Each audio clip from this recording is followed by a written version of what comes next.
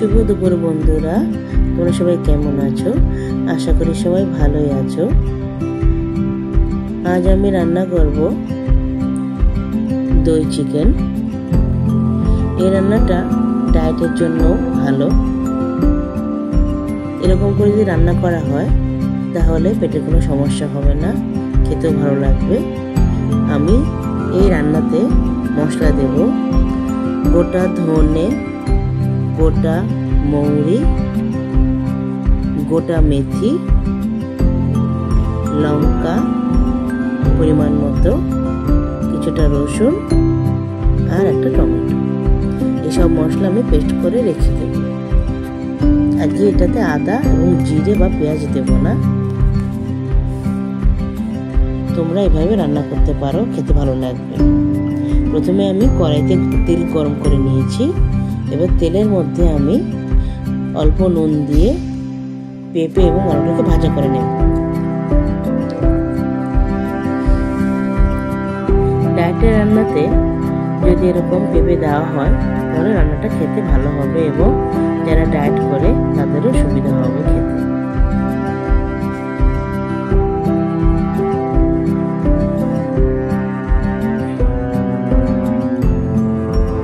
তো দেখো, আমি আলু পেঁপে ভেজে নিচ্ছি।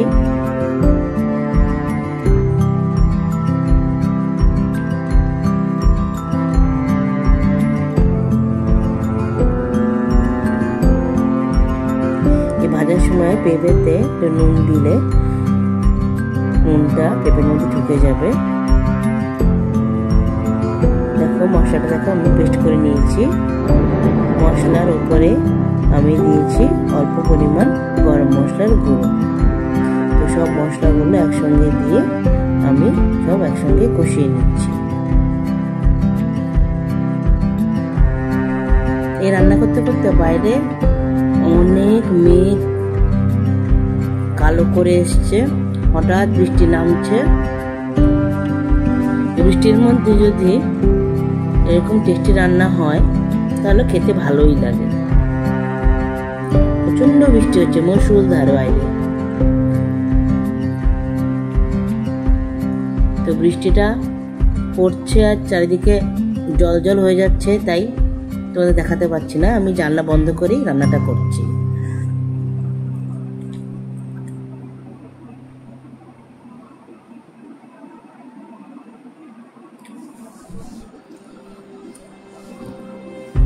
তো বন্ধুরা, তোমরা তো দেখিয়ে নিচ্ছ কিভাবে আমি রান্নাটা করছি।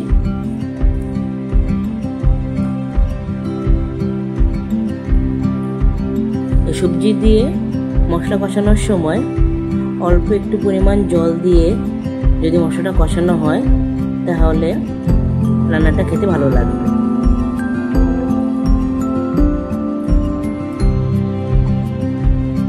আমি আগে থেকেই চিকেনটাকে দই, নুন, যে মশলাটা তোমরা দেখেছো ওই মশলাটা আমি কিছুটা পরিমাণ মাংসে দিয়ে একসঙ্গে ম্যারিনেট করে রেখেছি।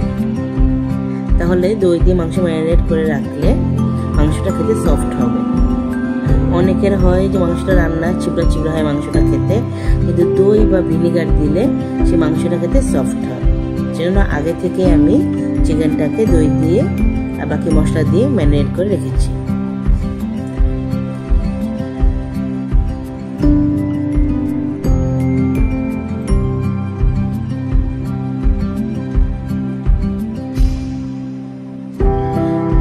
দেখো বন্ধুরা, সবজিটা আমার সিদ্ধ হচ্ছে আর আমি কিছুক্ষণ নাড়াচাড়া করে নিচ্ছি।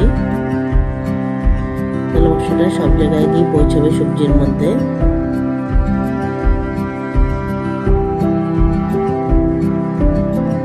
আলু এবং পেঁপে কিছুটা সিদ্ধ হওয়ার পর আমি ম্যারিনেট করা মাংসটা এর মধ্যে দিয়ে দেব।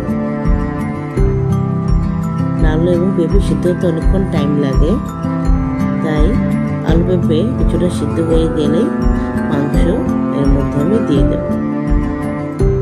দেখো কিছুটা পরিমাণ আলু এবং পেঁপে সিদ্ধ হয়ে গেছে। এখন আমি ম্যারিনেট করা মাংসটা এর মধ্যে দেব আর মশলা ধোয়া যে বাটিটা সেটা জল দিয়ে ধুয়ে কিছুটা পরিমাণ জল দিয়ে নাড়াচাড়া করে নেব, যাতে মশলাটা সব জায়গায় গিয়ে পৌঁছায়। এখন আমি হালকা হাতে একটু নাড়াচাড়া করে নিচ্ছি।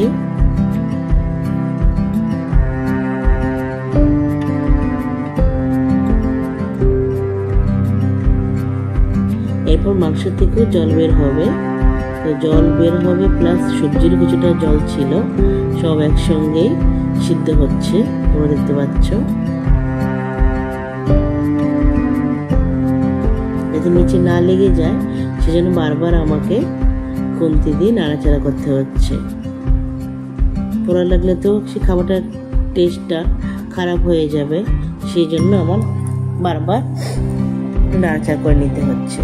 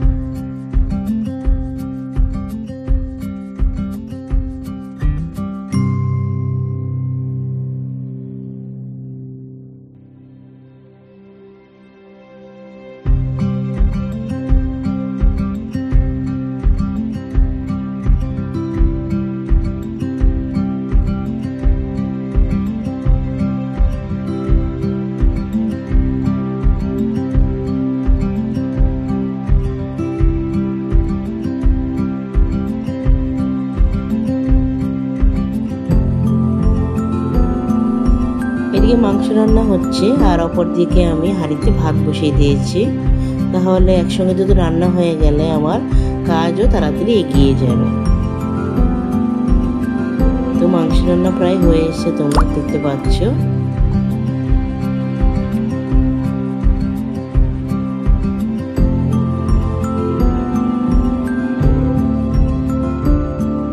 দেখো মাংস রান্না আমার সম্পূর্ণ কমপ্লিট।